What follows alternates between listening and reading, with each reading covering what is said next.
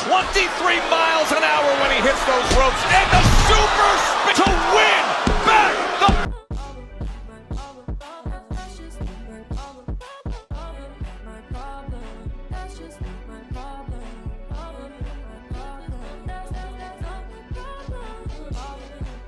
Hey, what's going on YouTube land? It's your boy TJ and welcome to my YouTube channel Wrestling Nostalgia, where I get my reviews in WWE shows and PLE events, and today we are going to be reviewing Raw.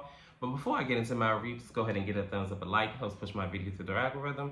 Also, subscribe as well and join the team. But let's just go ahead and get into my review of Raw. So we start off already with the bang. We start off with Seth Rollins attacking Bronson Reed from behind, and he just is like, all right, cool, see me in the ring. So then he goes and makes his entrance, and then he just said, cut the music. He said, look, just go ahead and come out here and let's just get this on. So Bronson Reed out there and all the security or whatever tries to stop him. He just like, nah, throwing everybody away. But then as soon as when he gets to the ring, this is when he's like barricaded. And Seth Rollins winds up diving out on him, and then they just go out and fight from there. Then we go into ringside where they're still fighting it out, and Bronson Reed one way or another got him on the table, and then he tries to do the big splash, but he moves. Seth Rollins moves out the way, and this is where this segment ends. He crashes and burns on the table, and I guess at Crown Jewel they're gonna have a one-on-one match. I don't know, but hey, we gotta wait and see how everything's gonna play out and unfold, but don't look like Adam Pearce is really too happy about this. In our next segment, it is Iyo Sky and Kairi Sane, and they're having an interview segment, and they're basically saying that Lash Legend and Jakara are in the way, and they're just going to have to, remove them, and after that, they're going to be the Women's Tag Team Champions. So, speaking of champions, Liv Morgan comes out, and she said, oh, we don't care what you have to say, because I have to address something that Nia Jax did to me last week. She said that Nia is jealous of her. She has it all. She has the World's Women's Championship. She has the Judgment Day, she has Daddy Dom, she has Raquel, and pretty soon at Crown Jewel, she's gonna have the Crown Jewel Championship. Ha ha ha. It's like she knows that laugh is annoying and she's been reading the comments on the internet. Now she wants to amplify it to like 1,000. Because I'm not gonna lie, I don't like that laugh.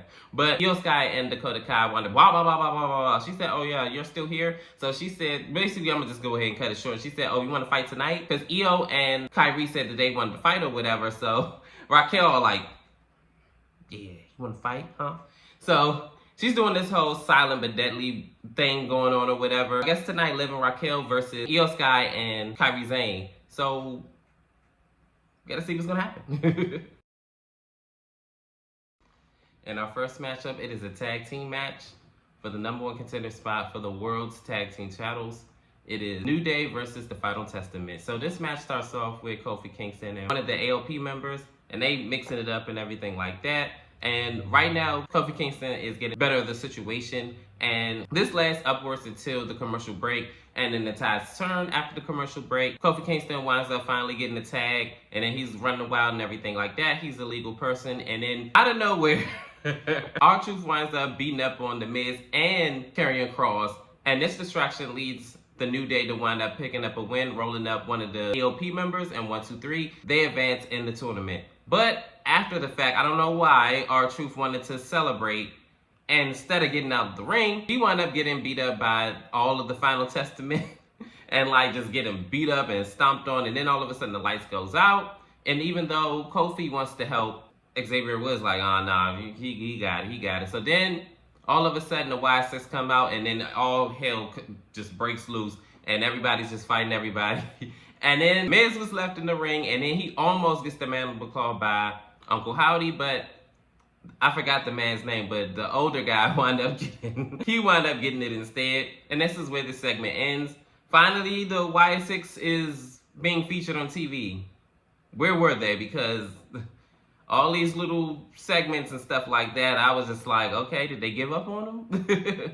But I guess we're just going to have to wait and see how they're going to be booked from here on out.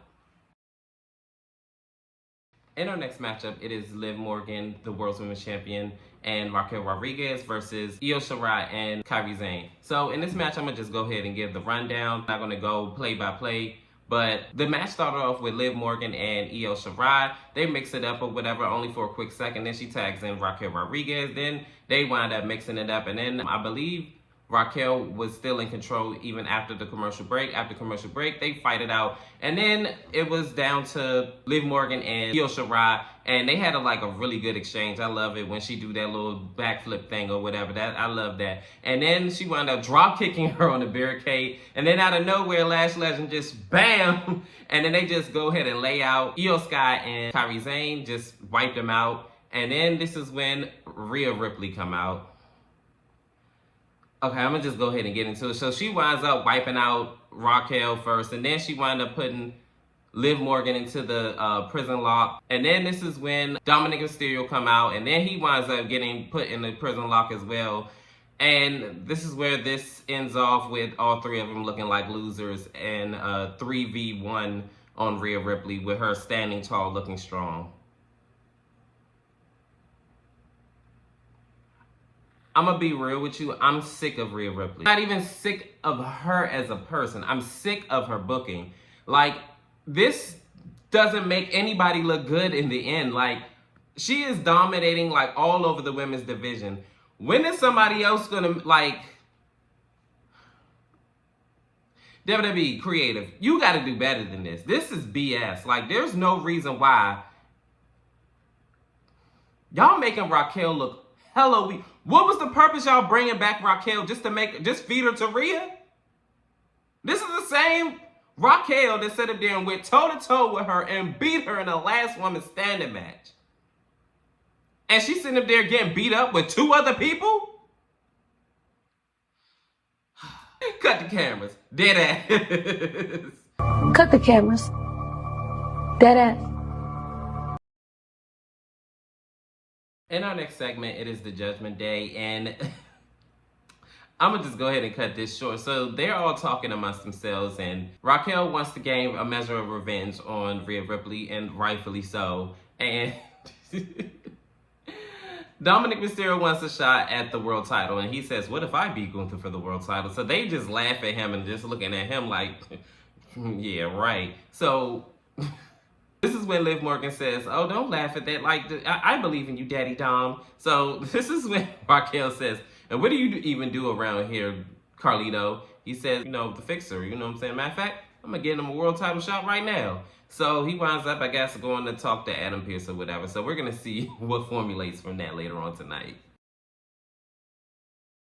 In our next matchup, it is World Tag Team Championship #1 Contender Tournament, American May versus LWO. So let's just go ahead and go through a fast rundown. LWO wound up mixing it up in the ring with American May. American May, for the good majority of this match, had dominated, and they were isolating one of the LWO members, and they were keeping him away. Then Dragon Lee winds up getting attacked to Rey Mysterio. He winds up running wild and doing his thing. A little pushback here and there later. Then Rey Mysterio winds up hitting his 619, and then he tags in Dragon Lee. Then Dragon Lee winds up doing a big splash, 1, 2, 3. LWO wins this match and advances in the Tag Team Tournament Championship match. There you go. I'm not gonna lie, I'm mad that American May didn't win this match because what's the point of them going and losing in this feud with the Wyatt Six just for them to lose another championship opportunity match? We're not gonna push them for championship gold? In our next segment, Io Shirai and Kairi Sane are in Adam Pearce's office, and they are upset, of course, because Lash Legend and Jakar Jackson wound up ruining their match. So I guess they want a measure of revenge, but they have a match on Tuesday with them anyway, so they can get revenge then. So anyways, he said that he's going to make it up to them or whatever he promises, so they wind up leaving out his office. This is when Carlito winds up coming into the office. He asks Adam for a championship match for Dominic, and he says, well, Dominic haven't done anything of substance for me to warrant him a championship opportunity, and if he won it, why are you in there asking for it for him? Carlito said that because he's a fixer. He was like, what exactly are you fixing? So then he winds up begging him like, please, please, please, Dominic really needs this, please, please, please. So he was like, look, okay. So if he can beat a former world champion, he got it. So then this is when he's like, thank you, man. Thanks for doing business with me. And you know what? You a good man. You a good man. Hey, did you get a new haircut? Looks good on you, man. He was like, no, I didn't get a new haircut. He said, I need a drink. Me too. But this actually was an entertaining segment. I actually really do like Carlito, and I hope they do something of substance for him. Even if he wins just another mid-card title, I'm okay with that. Because Carlito is a definitely underrated talent, and it's really sad to see him relegated to this. Because I'm not going to lie, I was one of the ones that wanted him to come back to WWE, and I wanted him to be the world champion at some point. I mean, so that way he could be a Grand Slam champion. Like, I feel like he deserves it. He's been with WWE for years. I mean, why not? I feel like he deserves it, but hey, I mean, that's up for the higher up, so I'm not the manager. In our next segment, it is Gunther, and he basically says that Cody Rhodes loves the drama, and him bringing his daughter up far as like the reason why he wants to do this whole thing with the champion versus champion and everything like that is just unnecessary, and I have to agree too. And Gunther also said that he's going to be in Brooklyn for Friday Night SmackDown to go face-to-face with Cody Rhodes. This is when Damian Priest comes in, and basically he shoots his shot, and he says that when you come back from handling your business with Cody, you're going to have a problem with me because I'm shooting my shot and I want the world title. And don't worry, I'm not looking for no handout. I'll earn my championship opportunity. So just beware. It's going to be me and you. And I was like, ooh, okay. So this is when Gunther says, good for you. That pump is like, he does not give a damn. We're going to see how this is all going to line up, though, in the near future. And finally, we are here at our main event for the Intercontinental Championship. It is Jey Uso versus Bron Breakker. So this match starts off with them exchanging fisticuffs. Then Jey Uso wind up sending Bron Breakker out of the ring. Then in the second half of the match after commercial break, Bron Breakker wind up gaining control of the match, and he wind up like just beating him out throughout the second half of the match. Then the third half of the match, kind of going back and forth. Then I remember at one point, the Bloodline wound up coming out and getting tickets or whatever, and I guess they were trying to support. And it was one point in the match where the Bloodline was trying to get involved, and I believe they did, trying to help Jey Uso, but he didn't want any help, so misconfusion or whatever. I remember at one point, Bron Breakker accidentally speared one of the Bloodline members, and then from there, it was just like a whole bunch of chaos. Now, I remember at one point, Jacob Fatu wound up trying to get involved and everything like that. Jacob Fatu wound up doing a Samoan drop on the announcer's desk. Then he gets Jey Uso back in the ring. Bron Breakker winds up spearing him. 1, 2, 3. Your new Intercontinental Champion, Bron Breakker. And that ends the night. This Raw was actually pretty decent. The only thing about it is the whole Rhea stuff is starting to get really old and worn out. But other than that, I mean, this Raw was pretty decent. But comment down below. Tell me, how did you feel about Raw? Did you like it? Did you love it? Greatest show on earth? The worst? Leave it in the comment section. And as always, like, share, and subscribe to help me grow this channel. Your love and support is always greatly appreciated. And peace. TJ, I'm out.